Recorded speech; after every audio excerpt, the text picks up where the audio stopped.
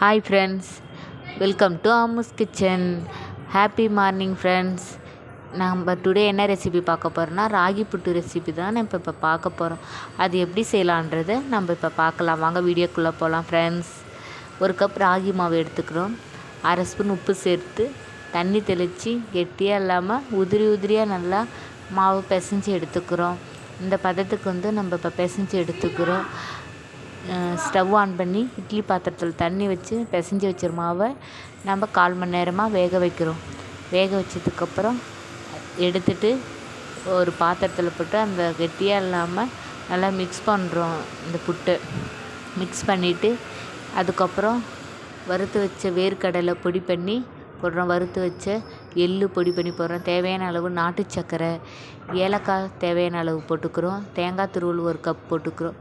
போட்டு மிக்ஸ் பண்ணி நல்லெண்ணெய் இதெல்லாம் தேவையான அளவு போட்டுட்டு நம்ம என்ன பண்ணுறோம், மிக்ஸ் பண்ணி அவ்வளோதான் ஃப்ரெண்ட்ஸ். நீங்கள் சாப்பிட்டு பார்த்து சொல்லுங்கள் ஃப்ரெண்ட்ஸ். டேஸ்ட்டாக இருக்குது ஃப்ரெண்ட்ஸ்.